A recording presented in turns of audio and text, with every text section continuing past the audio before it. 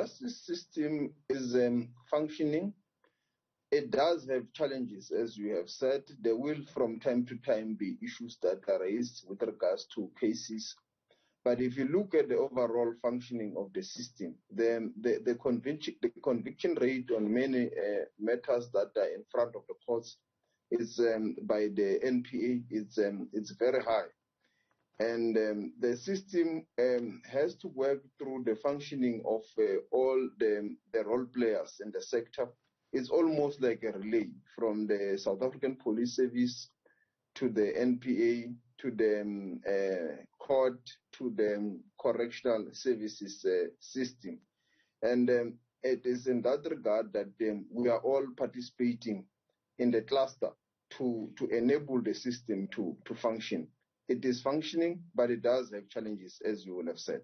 And the issue is that when there are challenges that arise, is that they must be confronted, there must be accountability, and they must be dealt with.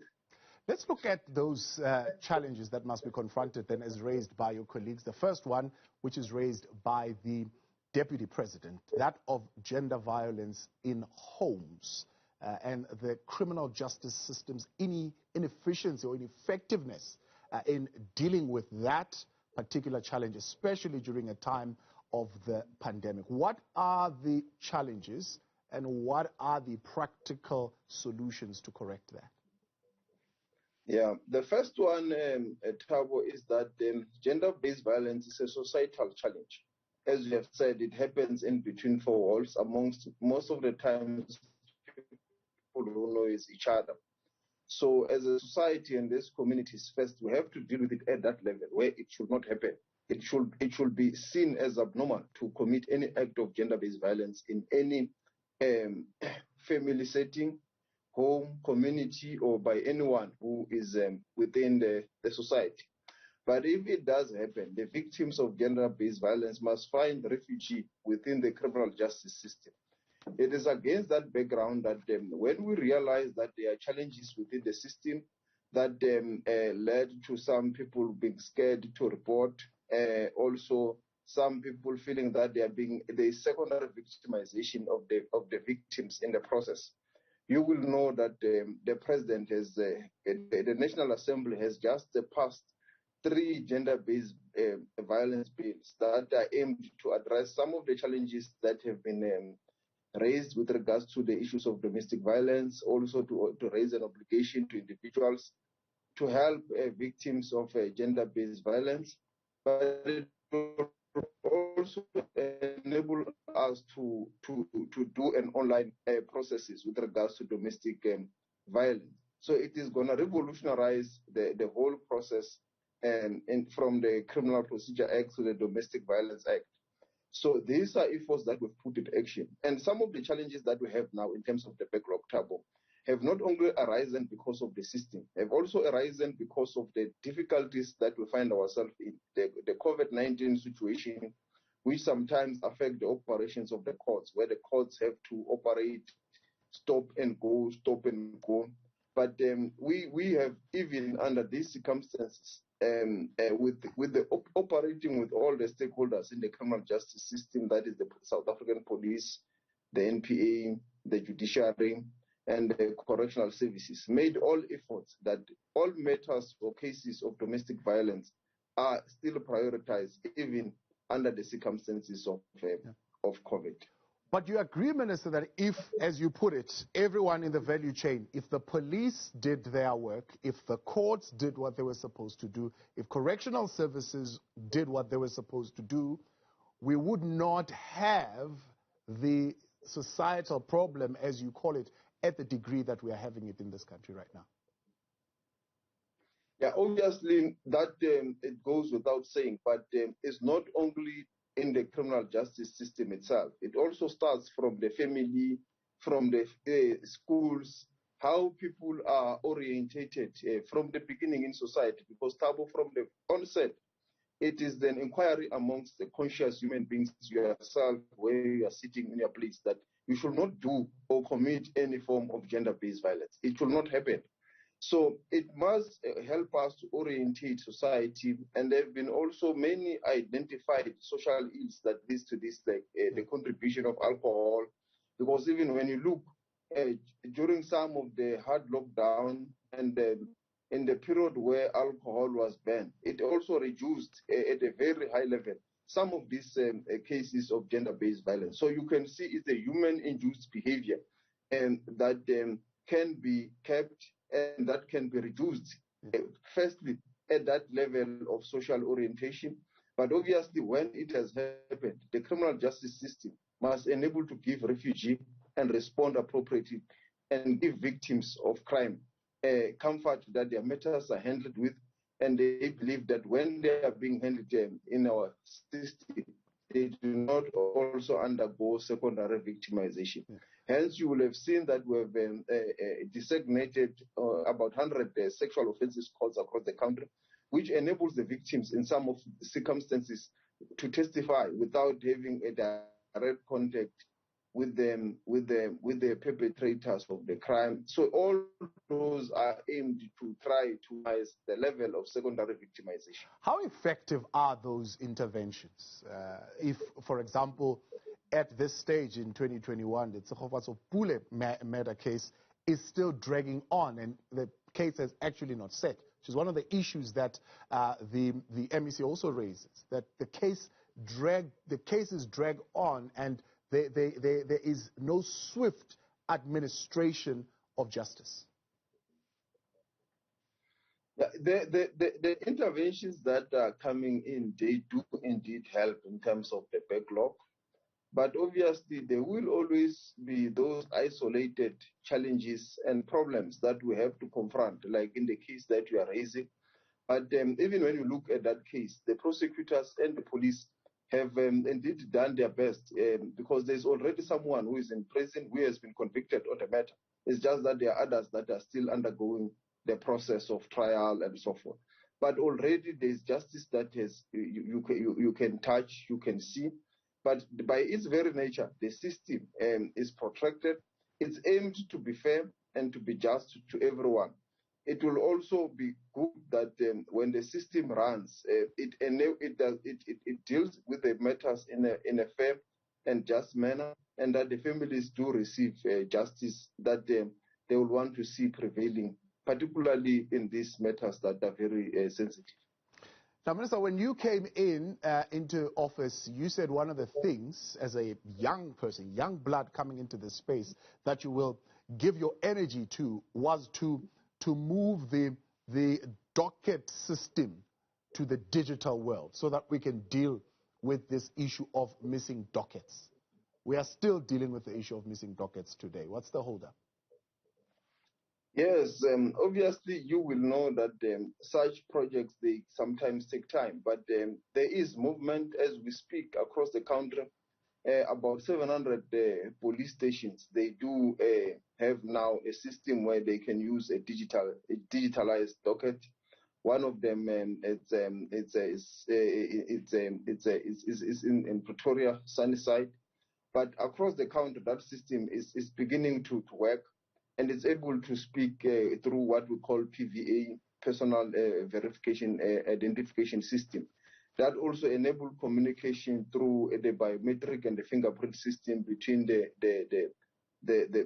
prosecutor and the investigating officer, where with the click of a button, you are able to see the cases that a person might have been convicted in and be able to know the names and so forth. So there is progress, but we have to improve because, as you know, it's a lot of police stations across the country. So this system has to integrate the entire criminal justice system to enable a communication way that also mirrors a relay kind of system from Home Affairs in terms of biometric or fingerprints identification to the police, to the NPA, and also to the correctional services system. It is indeed work in progress. How soon will we see the full integration of that system? Is it something that you will see in your administration or something that you will leave for another administration? I cannot really put the timeline. So at least there is something to put on the table that it is already started in some of the police station, about I think 700, as I've said. But it is gradually onboarding many on a weekly basis, and I think with time we will be able to see its the tangible outcomes of its of this work. All right, Justice and Correctional Services Minister Ronald Lamola stays with us for the next segment as well. The break, Minister. I mentioned the parole dispensation and its effectiveness. Previously, you had said at the release of the Pistoors and Pangaka, beg your pardon, offenders in the Western Cape, you said that the parole system needs to be asked tough questions about why they were released. Now, recently speaking in Parliament, raised this particular issue yet again. 19,000 were released last year during this pandemic so that we curb overcrowding in our prisons, but 126 have already offended. Has the practice of additional screening been adopted?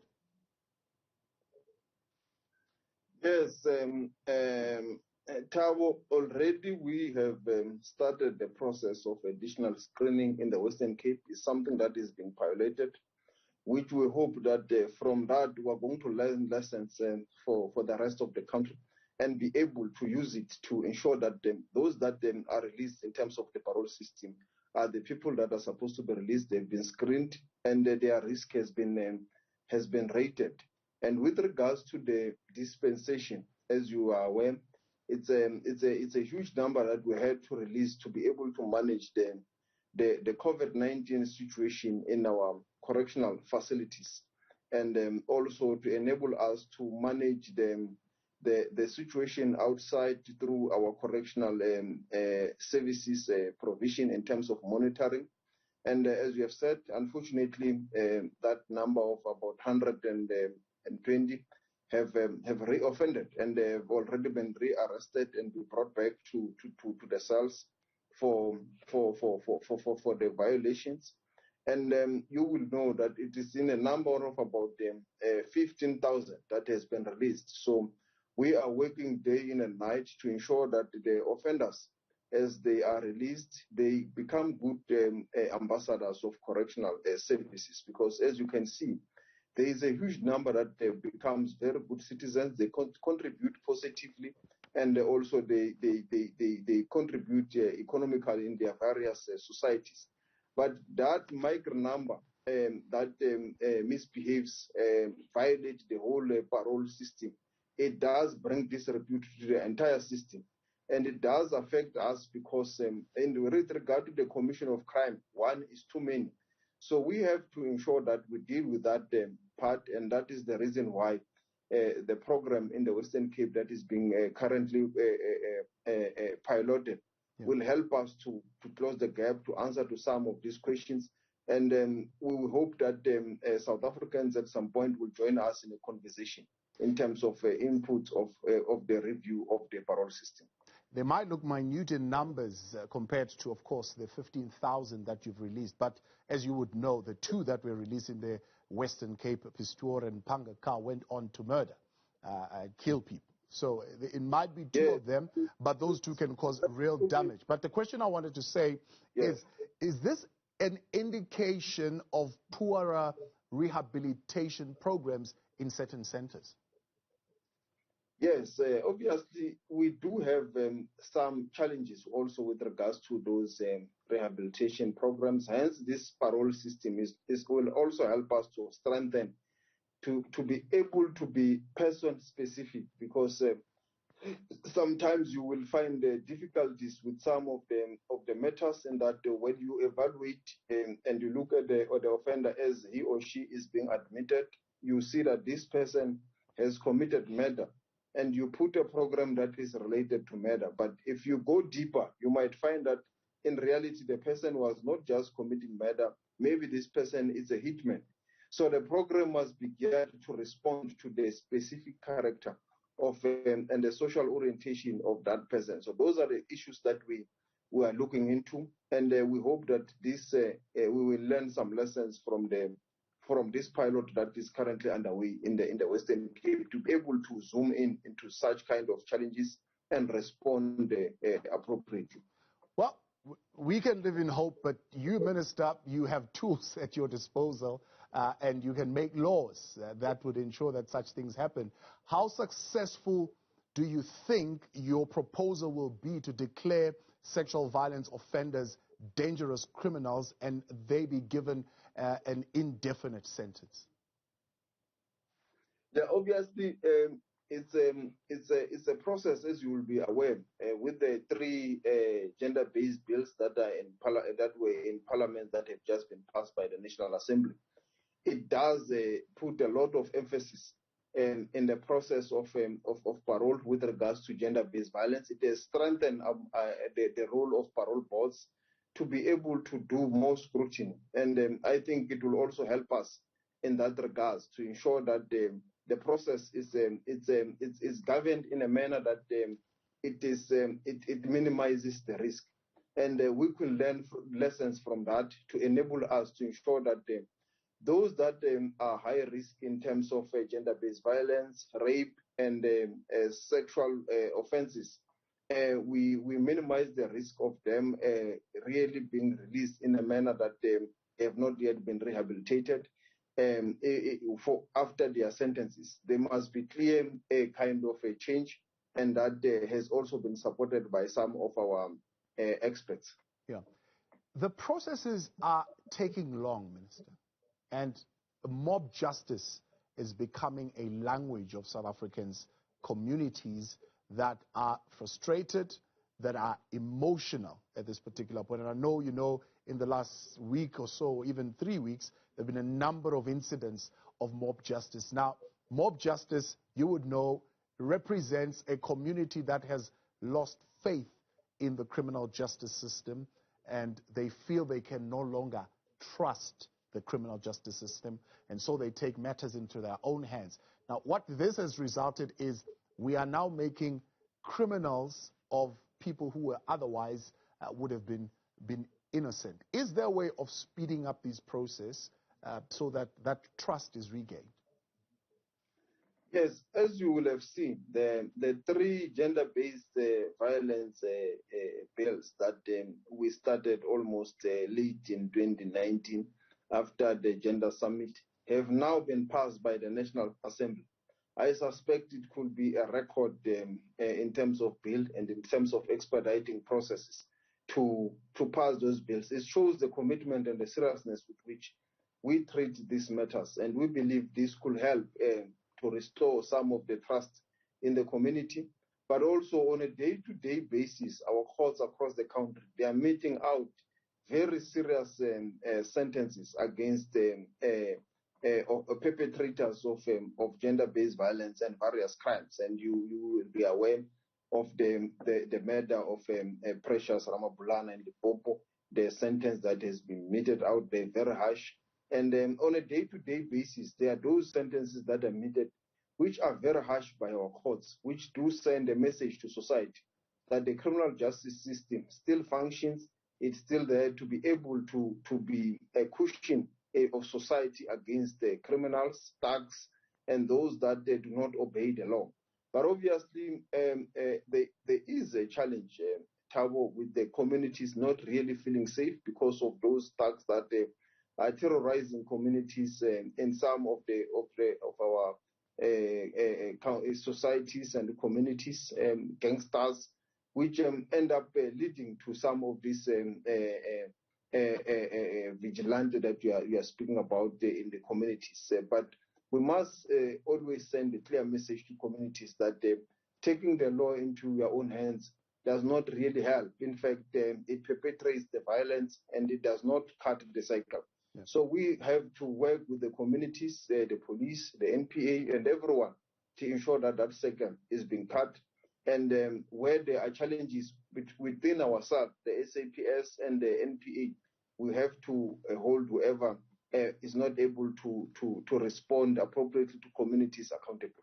How do we respond to the challenges between yourself as the criminal justice system and the SAPS? Because, in fact, we had a conversation the other day with the SAPS. They say, well, we catch them, but the courts let them out.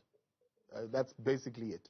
And the communities also see this because they do see these criminals being caught, but a day or two later, they're back in the community amongst them. And the police are saying, well, we did our part, but the courts let them out. There's not much more we can do. Yeah, hence we speak about an integrated criminal justice system when, because a matter starts from an investigation and where the docket is handed over to the NPA, where they make a decision, including when the evidence is presented before court. So that full cycle of that process must be collaborative. There must be closing of gaps by the NPA in them advising the SAPS that this is outstanding information in terms of evidence. These are the issues that must be attended to, so that when they do finally present the case before court, they are able to prove the matters beyond reasonable doubt. And I think the continuous interaction and the strengthening of that working relationship in that integrated system will enable us to resolve some of these teething and difficult challenges in society. Right, let's talk about then some of the practical things you're doing to deal with the challenges faced by correctional administration today, one of which are workforce issues, right? South African prisons are not secure. In fact, JICS says that complaints have risen up 94% in 2018 to 2019, complaints of use of force by prison warders. Yes, we have seen that report and we are responding to it. Also have said to the management and correctional services they must comply to that. And you will remember that we almost every year commemorate the use of the Nelson Mandela rules that are the standard treatment of inmates that the world over is expected us to uphold and to treat inmates in terms of those Nelson Mandela rules. And we comply with that. And we expect that all our officials across the country, they must comply. And where there is deviation from that compliance, there must be consequences. And when JICS do investigate, we have to deal with their recommendations and ensure that they are being implemented. How are you monitoring compliance? Obviously, it has to happen through our own system of monitoring and evaluation, but also through JICS as the one that is an inspectorate, where there is an issue of non-compliance, where it is reported, it must be investigated thoroughly, and they must ensure that they do so independently and help the system to restore and ensure that there's compliance with the Nelson Mandela rules as the watchdog of correctional services. Right, we continue with the Minister in a moment. Get to your questions and comments, and the Minister then gets to speak to us about the UAE treaty and other treaties as well that they've gotten into. Send your WhatsApp questions now, 072-110-5584. Tweet us at Newsroom405. We'll continue with the Minister in a moment.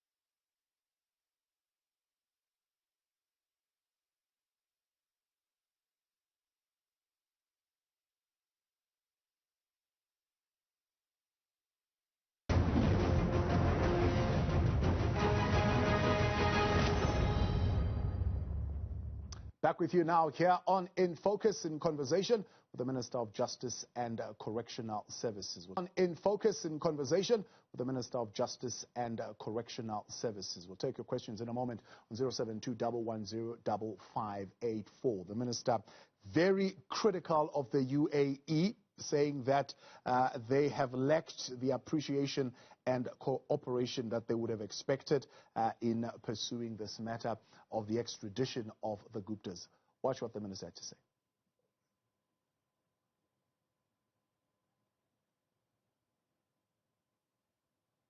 We really can't put timelines, and sometimes extradition by their nature becomes a protracted legal processes.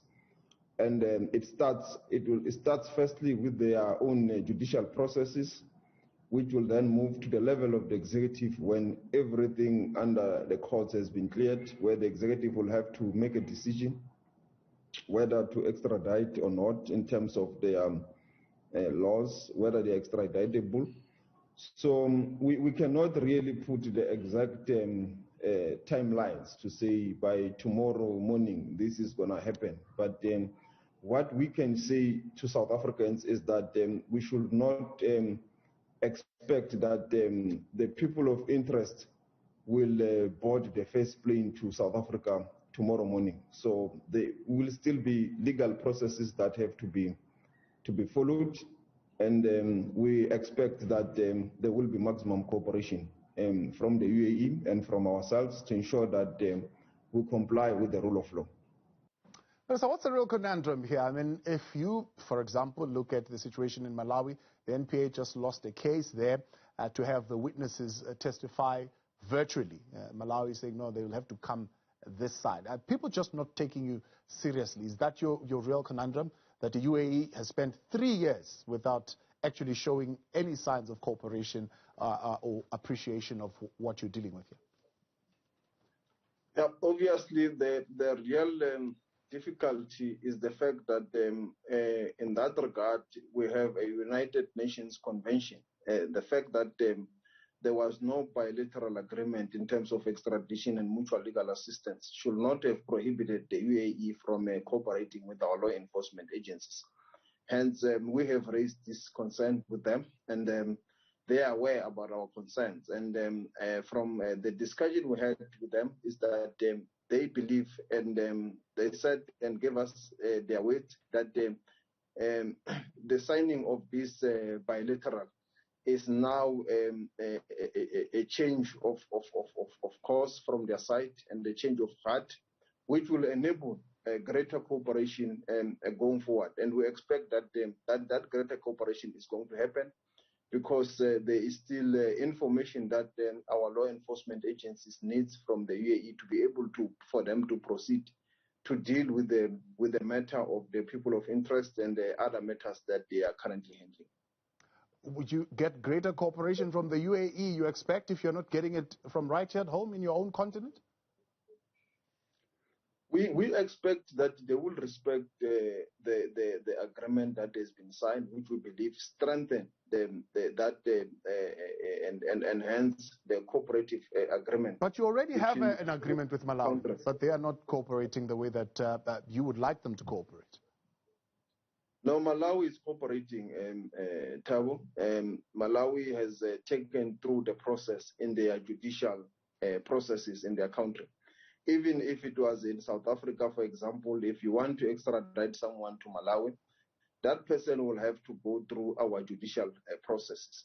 What is now happening is that there is a judgment in Malawi that says that we need to take witnesses to Malawi, which is a judgment that we are studying, and the NPA in our country is studying together with their counterparts in Malawi, where they will have to decide whether we abide by the judgment or we take the judgment for review or for an appeal in the courts of Malawi to be able to whether to state that this is from our side, as we see, it is an unusual judgment, because usually matters of extradition are decided based on the papers in front of the court. So if the court says we need to fly witnesses to Malawi, or in any parts of the world, if this kind of judgments can become a norm, extradition will become very difficult to enforce and to implement. Hence, we are studying this judgment carefully with the authorities, and soon we'll be able to indicate what will be our next move. But the cooperation is indicated by the fact that the matter has been taken through the processes. So in the UAE, as we have said, the authorities here in our country, the NPA, says the information they have received has not been satisfactory. And they have indicated this to the authorities in the UAE. And despite them indicating that the information is not satisfactory, they have still not received a response to that. I just see some questions and on WhatsApp on what people have to say to this, Minister, on that question of the extradition of the Guptas to South Africa. Here's what you're saying on 072-110-5584 tonight. Peter Mukwena saying, if indeed extradition treaty with the UAE is effective from July, then it affords Guptas sufficient time to pack their bags and move to Cyprus or other country, island, with no extradition treaty with South Africa. Dagalo saying, if the UAE treaty and Interpol going to manage, or is the UAE treaty and Interpol going to manage, or how? I suppose that's what you're asking. Sorry, I beg your pardon, Minister. It says, how is the UAE treaty and Interpol going to manage to get the Guptas back into South Africa to be prosecuted, and how long does the process take? Yes, Thabo, with regards to whether they can run away to any other country, it's always a possibility. But you will remember that the Independent Investigative Directorate has already issued a red alert to Interpol, meaning that now in any country where they could run to, which is affiliated or working with Interpol, is now duty-bound or obliged to effect the Interpol warrant of arrest in any country where they can go to. So. And then after the arrest is effected, then we will then send papers of an extradition request, because even in situations where there could not be bilateral agreements between South Africa and that country, we can still be able to send an extradition request in terms of the United Nations conventions and rules. So the bilateral, what it does is just that it strengthens the relations, it makes it clear, and it also makes it very easy for both parties that these are the rules that we must follow when we need to request from each other against the request between the two countries. But it does not mean that in the absence of a bilateral, there cannot be an extradition. There are UN conventions which we can still resort to. As far as how long then does the process take from July to when the extra information that was requested by the UAE is submitted to actually seeing the extradition? Yeah, and that is where we said that we really don't know how long it's going to take, because, for example, after we submit the extradition request, it has to go through the judicial process in that country, as it is happening now in Malawi.